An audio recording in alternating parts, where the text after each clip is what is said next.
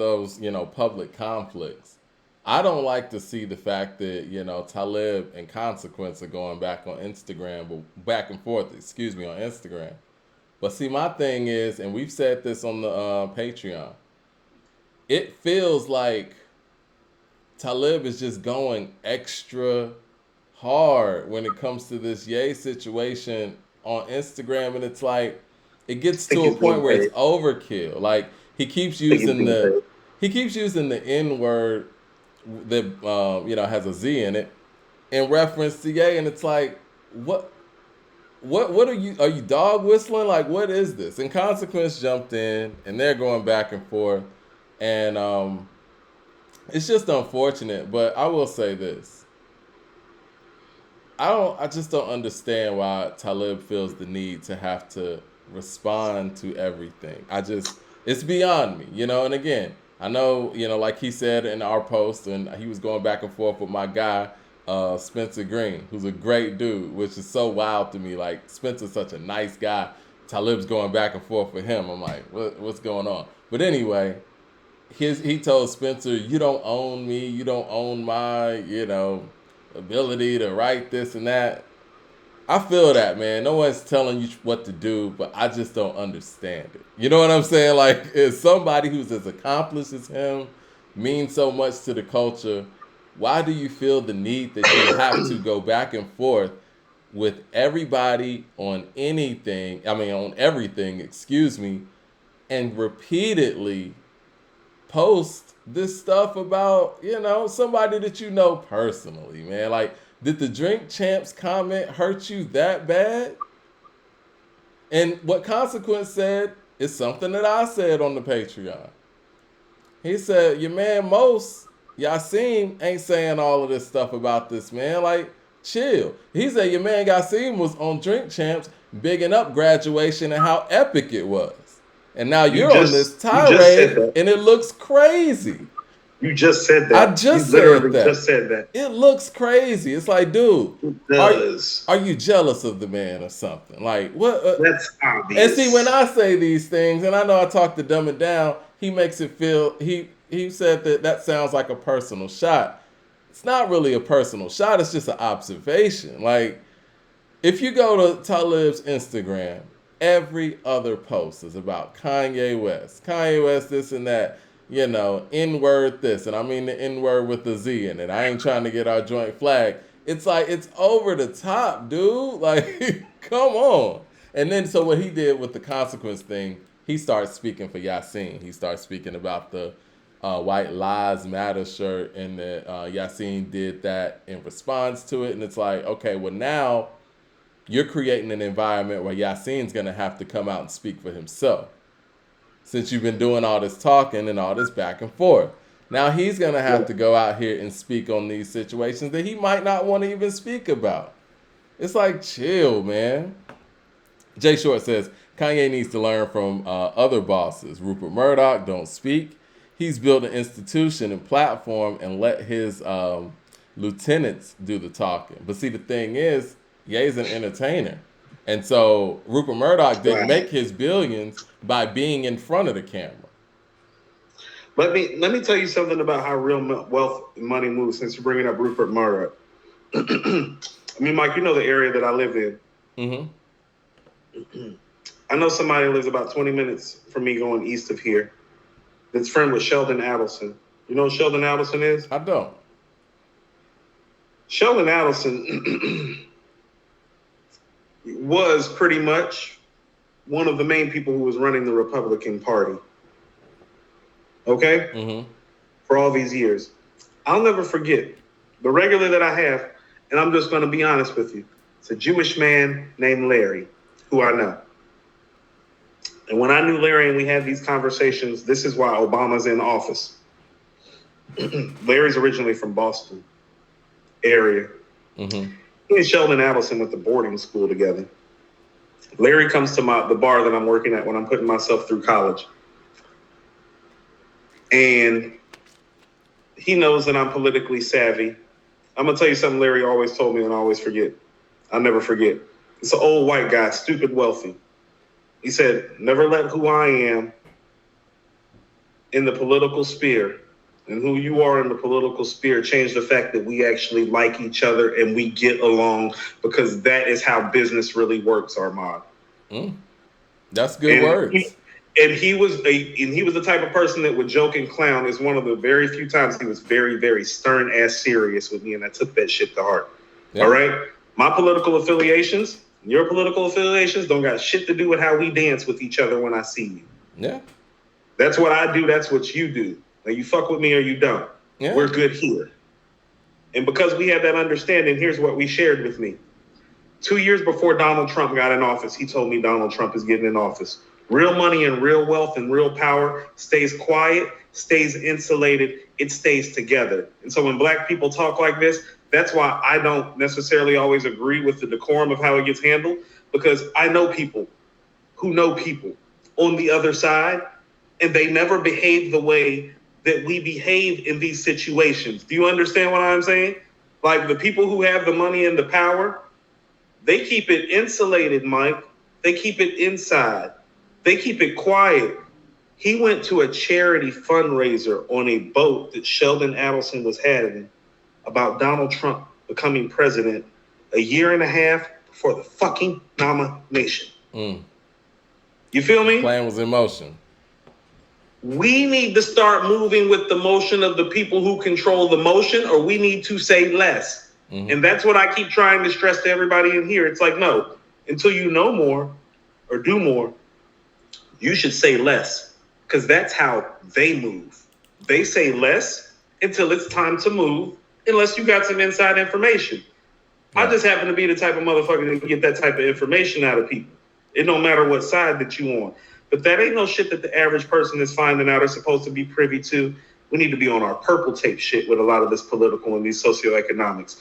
And so when you don't agree with Ice Cube and when you don't agree with Kanye, I'm going to tell you what, I watched an entire base. The East Cobb base, Mike, is one of the biggest Trump supporting groups in this nation. Mike, I watched these motherfuckers who I know personally tell me how much they personally cannot stand this man, but how they're about to get behind him and help him win. I know people personally who told me that. I have relationships with white people who are very powerful in this city, Mike, who I no longer deal with because they chose to make that decision. Like, it altered some of the course of my business dealings in my life. You feel what I'm saying? Mm-hmm. This shit is real. So just thinking that you can get up here and spew your narrative out without any facts to back it up. I know somebody who works for George W. Bush, Mike.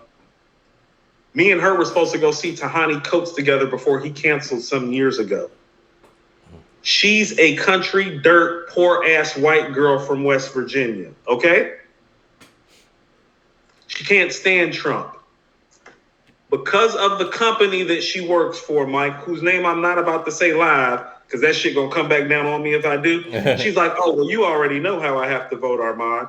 I was like, it's like that. She Loyalty, was like, I can't stand this motherfucker and I'm voting for this motherfucker. And I was like, you do what you have to do, but you and me, we can't deal because what he means for my people, I can't. And me and her have not really said a word to each other since. You feel me? But it's that serious for them. They don't give a fuck about if they like a person or not, Mike. Right. That's why all of y'all pulling up here. I don't like Kanye. You understand these motherfuckers don't like Trump, right? Right. I've had those conversations with people too, and right. People the say, guy Larry who went to the first Trump fundraiser, I was like, "What do you really think of him, Larry?" He's like, "I think he's the dumbest son of a bitch I've ever seen, Armand." I was like, "But you're voting for him." He's like, "These are the games we play, Armand." LP with the super chat says, "I didn't bring up to speak about who used who. You said he doesn't make. I'm sorry. You said he doesn't make ignorant music, but." He himself that said he likes the ignorant music and produce songs for those same artists, making it. He's no better. You know what? I think this is the thing. See, but why don't you want to talk about? Hold on. No, listen. This is what I'm talking about. This is what we do that the other side doesn't do. Why are you bringing up the negative side of it instead of highlighting the fact that in his own personal discography that doesn't exist? Yeah. And the fact that he has worked with guys like Talib and Kanye to help him get his start. You see how we want to lean the conversation? Like, y'all are giving me my proof about how broken we are with our behavior and our ideals and the way that we talk about people.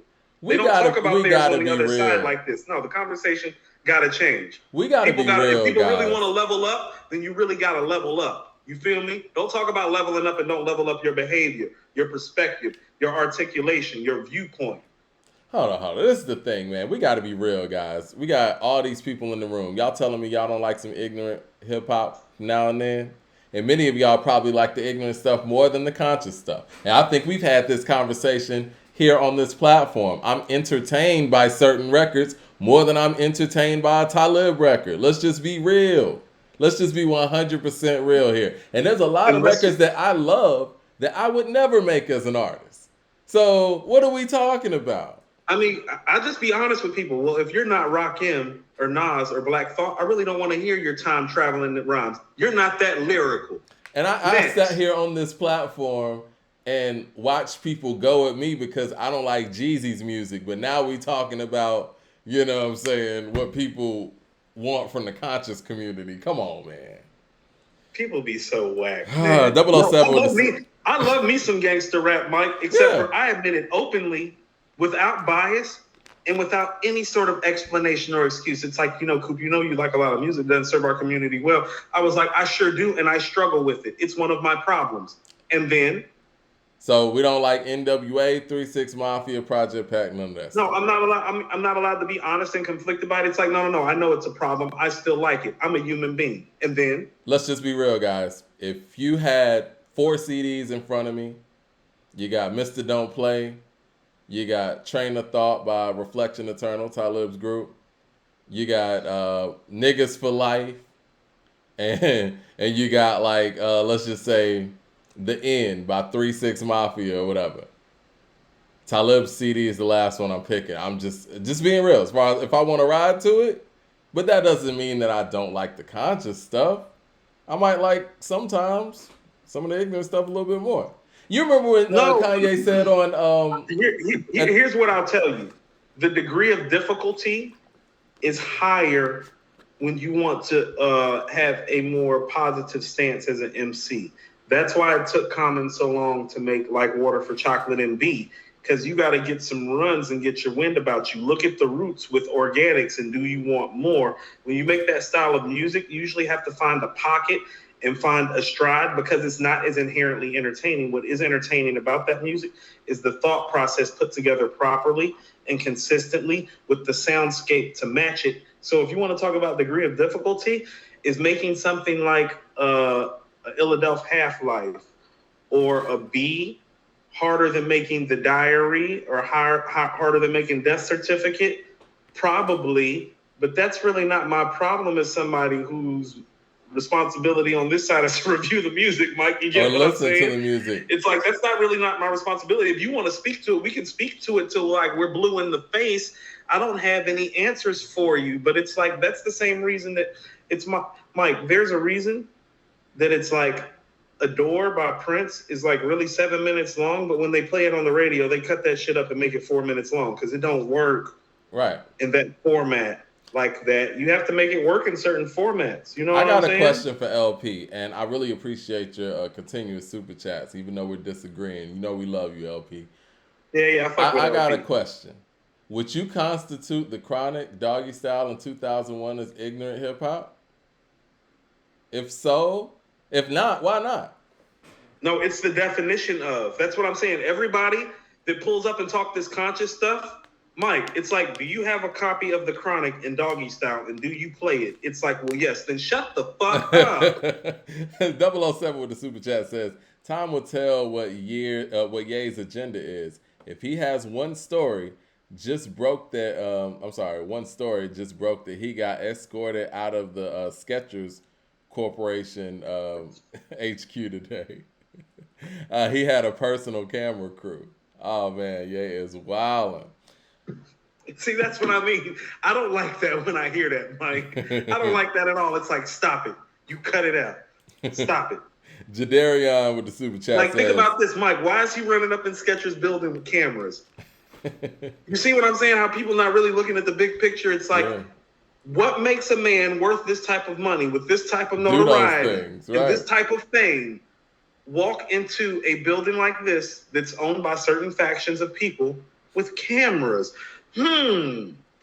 Jadarian with I the super wonder now. chat. I wonder if there's Mike. I wonder if there's some systemic or institutional racism going on that might really be at the core of the problems, not only plaguing Kanye but plaguing us, plaguing this nation as a whole, and has been. No. And it takes root in Never. various ways. No, it couldn't be that. Oh no, it couldn't be No. that. Okay, let's talk about the chronic and doggy style. Jadarian with the super chat says, buying power as economic myth developed within a border effort to expose black capitalism as an alternative to political or social equity and citizenship.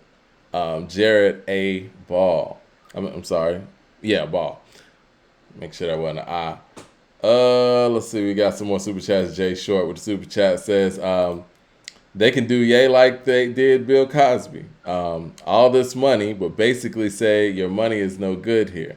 Bill can't do it. He said Bill can't do a deal with Cosby only existed in one sphere. That's what y'all are missing. Yeah, he doesn't have a product. We can't do yay like that. That's why Ye's doing this. And I see where Jay Short's coming from. He says Bill can't do a deal with anyone now. Okay, well, Bill has to actually go out there and get a television deal, do a deal with the network, go out there on tour, or do a deal with the venue. Whereas people are going to buy Yeezys no matter what. The man just sold STEM players. I ain't heard Donda 2. If you guys heard Donda 2, the STEM players did $2.2 million in a week. I think it was a couple of days or something. So it's a little different than having to go book somebody at a club. It's different. So this is what I mean. So let's just pause for a second, then I'm going to let you finish the super chats. This is what I'm saying is different about this. No, Bill Cosby existed in that entertainment sphere. TV and film, stage, okay? Prince, Michael Jackson, no, one sphere. No, Yeezy is in a few different spheres in people's mind. I told you I seen it at the Donda event. And so you all are thinking, oh no, they can Bill Cosby him. What he's trying to show you right now is that, well, they can't because I don't exist in one sphere. Yeah. That's why they're trying to take everything. They're trying to take the fashion. They can't take the music. The music's one thing. And see, the music is not the moneymaker, right? But this is the thing. Right. They can't take it, though. If somehow they were able to get people to stop wearing Yeezys, then he would be in trouble.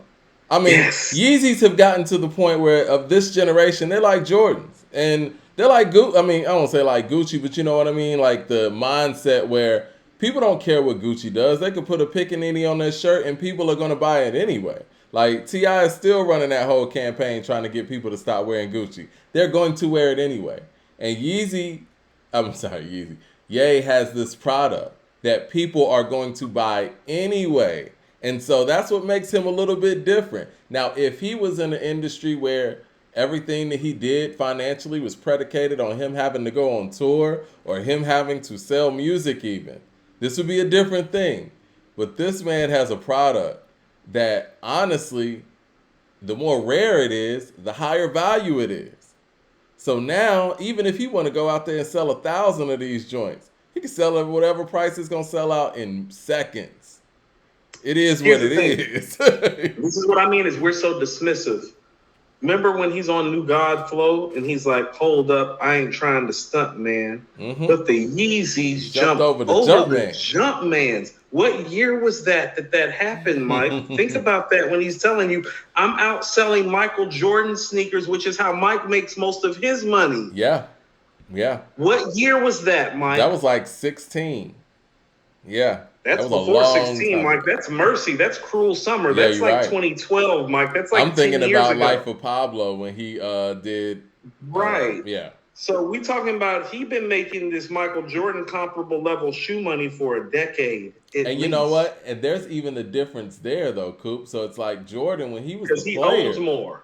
Well, I was going to say this. Jordan, he's the player, and he kind of put it on the Nike staff to do the designing part of the shoe. This man is not only the brand, but the designer too. So when he leaves, it's not like people are going to sit there and respect Adidas' ability to make this. This is him. And we've already seen it with Nike, with Adidas. It's him. It's not like, Reebok out here, making an Iverson shoe. And when he leaves, still making an Iverson shoe. No, this man's part of the designing process. Just like he was a producer and rapper, he's not only the face of this fashion, he's the designer. So it's different. He's in a different space, and I think that's what people aren't taking in. There's really nobody you can compare to this space. Cause like I said, even with Jordan Brand, Jordan wasn't the designer of those shoes. Dr. Dre's not the designer of the headphones. You know what I'm saying? Like, this is different. They don't have the creative license that this man has. They don't. Yeah, it's different. He could take this shit anywhere, or he could take it nowhere. Like people understand, like the Bill Cosby comment. Like, I get what you're trying to say. You understand? This is like Bill Cosby having, like, what Ye does with Yeezy is like him, like, having a joint venture. It would have been like if the Cosby Show was a joint venture with NBC. Like, not NBC owning the rights to the show, right? And hiring Bill Cosby and staff, but a joint venture. It's not the same thing. Nah. It's not the same thing. That's not even the same thing, but I feel you. You know, it's like it's like if he literally, I don't even want to say had his own network. It's really nothing to compare this to. I was going to say had his own network, but that's just so big. Yeah, it's just, I mean, that's pretty much what this is. He has a product that people are going to buy off of the strength of his ability to create the product. The man just made people go shop at the Gap again. You know what I mean? We can't ignore these things. He's very impactful. Darren Harris with the Super Chat says, Kanye has been saying a lot of anti-black things too. That's what bothers me the most. And even if he wanted to get out of those contracts, saying hateful stuff is the way to do it. Well, again, I don't have an answer for the way. Yeah. Yeah, I mean, the result is the result. I mean, it is what it is. I don't have an answer for the way. Yeah. Nor am I condoning the way necessarily. I'm just, we're dealing with the fallout of it. Yeah. Man with the Super Chat says, according to hip hop gossip, where's the music, man? Okay. Who is that? Who said that? Man. You want to know what? Madman's been in the chat talking shit for a minute. Let's address Madman's Super Chat since he actually decided to put some money behind it instead of just saying it in the chat and actually give him some airtime.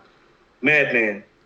First of all, this is the fourth quarter, so it's a slower time of year. Westside dropping Friday. Yeah. Right. We have music on Friday. We haven't had the influx of music lately. We still have a show to do.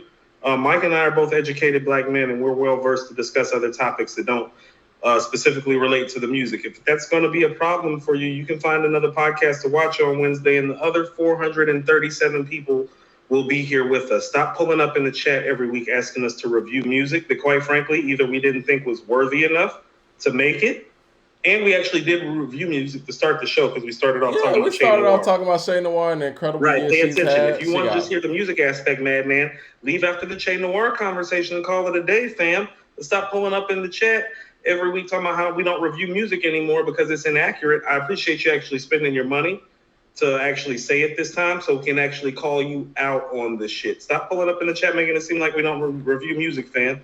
Well, this is a discourse, and hip-hop is bigger than just the music. It is a cultural discourse, and when there's not enough music to review, we're going to delve into the discourse. You can deal with it, or you can watch another channel after we get done with the music. The choice is yours. When I get tired of watching something on YouTube, Mike, you want to know what I do? I go somewhere else. Madman, I love you. I appreciate your support, but you haven't really been that supportive lately in the chats. You paid for this super chat. I'm going to give you all your money's worth for all that stuff I've been hearing you say in the chat about how you don't review music when we just got done reviewing Chez Noir today. Armani Caesar on Friday. Right. What are you talking about? Jeezy was on Friday as well. Next. I mean, most of the music, let's just be real. Most of the music comes out on Friday. Chez Noir gave us a gift today by coming out in the middle of the week. But usually our Wednesday show is more of a news show. And I don't like the whole thing with the gossip and all that. We don't do that. If we was gossiping, we'd be talking about who dates who's fucking who. We're not doing that. We're talking about This is actually intelligent discourse. We're trying to talk about the business aspect of this. We have to talk about the business of the music. I mean, honestly, the business of the music affects the actual music itself.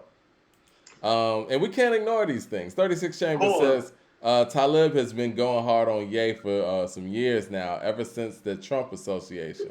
Been talking about this on his Insta and podcast since 2019 and 2020. Okay.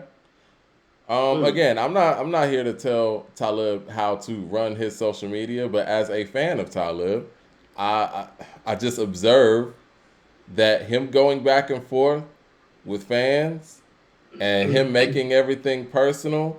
I mean, it's not a good look for me as a fan. I see it in a certain way, especially you going back and forth with people that I know are good people and who respect you and your craft. I It's mean, like, come on, dude. I was on the borderline, and then he got personal. He started pulling up on people who you personally know and pulling up to our site. And it's like I was already on the borderline, and then he got personal with some people who personally know you. I reached out to him in a very affable way, and it's like, it is what it is from there. You And see, know, the other thing I didn't like that he said the Consequence too. And Consequence was just out here really, he was trying to be respectful from the jump. yes. And he told Consequence that Consequence isn't welcome on his podcast. And it's like, so you're the type of interviewer that won't, you want to spew all these Hmm. debatable topics and all these thought-provoking topics, but you don't want anybody across from you that could possibly challenge you on your opinions. I don't like that. I mean, me What did personally, I it's tell you? like, This is because what at I. the end of the day, I'll interview anybody, and that's why we have these kind of discourse. I'm not going to tell people who are in the chat right now who don't agree with what we're saying. I'm not going to tell them to get out the chat. I think we can all build from each other. And the fact that he sat there and told another man that is a peer of his in the game and honestly is a member of Tribe's extension, he's Q-Tip's cousin, that he's not welcome on his podcast because he doesn't agree with him. That shit's lame to me. I'm not gonna hold words just because of who it is. Shit's lame. Well, I think. Well, here's the part about that I think you have to understand. How is what Talib did any different than how our oppressors treat us? It's Yeah. like, oh, I don't like what you have to say, so you can't come on my platform and speak. As opposed to us, no, because people get on me a lot. It's like, who you be on these conscious rappers? It's like, no, I just want them to be consistent. Like for whatever I've said about Talib, whatever I've said about Lupe, more than welcome to pull up anytime Yeah. and get this smoke. Because here's what I'll tell you. No, I think they're both highly intelligent individuals. I don't agree with their opinions and how they disseminate them. And usually when that happens, I always told you, Mike, it's like, it don't have to be no hands. We're men. Let's debate it. That forum is always open for them to Yeah. do. Right here live. I don't like them personally because of what they say. That don't got nothing to do with this forum. So the fact that he would shut down the avenue like that because he doesn't like what somebody says, isn't this what we castigate our oppressors about in the media and in music? Exactly. And This is the inconsistency that I be talking about. and I'm gonna be real, man. From a journalistic standpoint, I don't really respect it because with that type of attitude, I never would have seen Louis Farrakhan on television growing up. I never would have seen Khalid Muhammad on Donahue's show. Big ups to Donahue and whatever their intentions were, and Mike Wallace. And we know that him and Farrakhan had a relationship and these things like that, but at least they give that person the opportunity to sit there and give their side, whether they agree with that side or not, because people can grow from that. That's what this whole thing is about. But you want to have a journalistic platform, and it's your prerogative, where you don't want anybody across from you that could challenge you on anything that you're saying. I don't dig that. I'm cool on Right. that.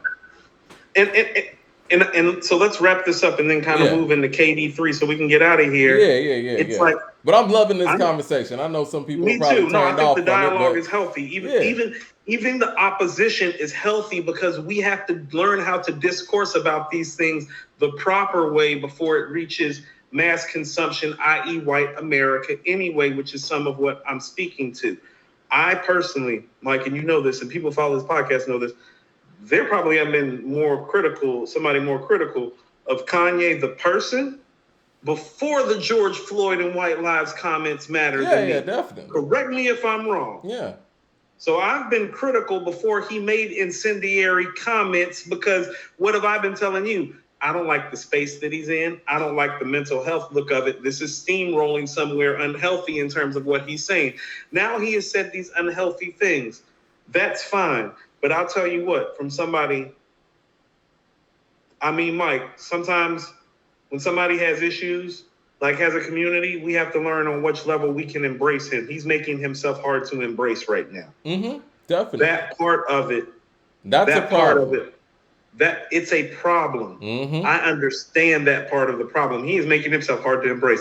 On a personal level, nigga been getting on my nerves the whole time we've been doing this podcast with the shit he been doing, Mike. Right. You feel me? On a But personal even level. with that being said, and maybe this is just me, and anybody's willing to feel however they want to feel, but I'm not good with him being treated unfairly by another There society we that go. could easily use There we this go. as a blueprint to flip this on any of us. There we go. Because That's the bigger thing. This is what people have to be mindful of, Mike. Thank you. So let me piggyback off of you, because here's what we need to be mindful of in this community. Well, if he was this far in and tied, think about this. If he was this far in and tied and was making them this much money and had this much power and this much affiliations, do you see the ease at which they let him go? Now, what do you think they'll do with your motherfucking ass? That's how I see it. That's exactly how I see it at the end of the day. If they will do this to him, what do you think they will do to you? This is somebody, think about this. If they help make him a billionaire, what do you think he made them? And not they to still, mention, at the drop of a dime, will let him go. Understand that everybody in this chat, and that includes you and me, our voice don't matter like his, and they snapped their fingers and did they dance, and it was nothing. yeah.